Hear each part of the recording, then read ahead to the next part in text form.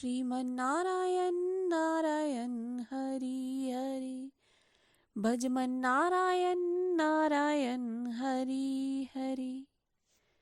भगवान श्री नारायण की अनुकंपा मुझ पर और मेरे प्रिय सभी विद्यार्थियों पर समान रूप से बनी रहे।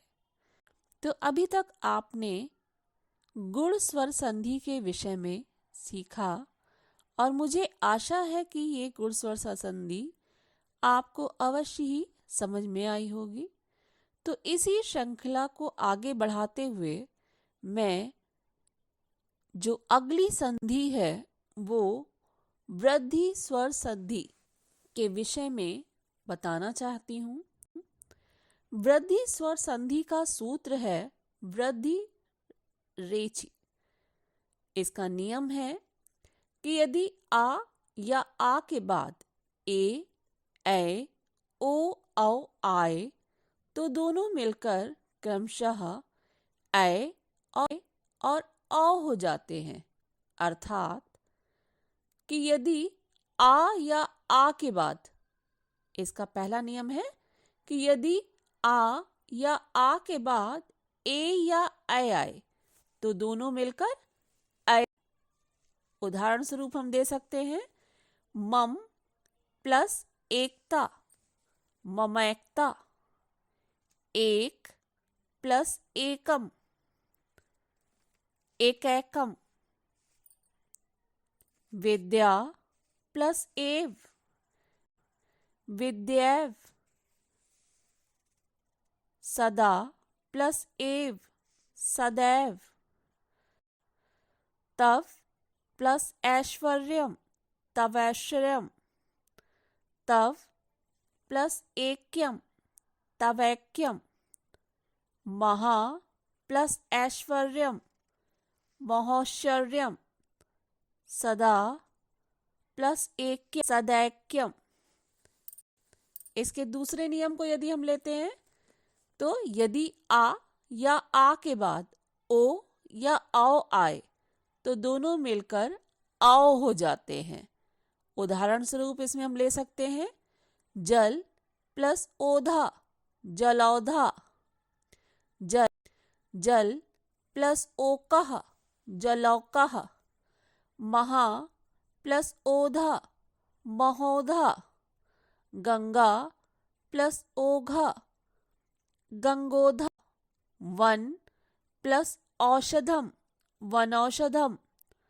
राम प्लस औत्सुक्यम, रामौत्सुक्यम। महा प्लस औषधम, महोषधम। महा प्लस औदार्यम, महोदार्यम।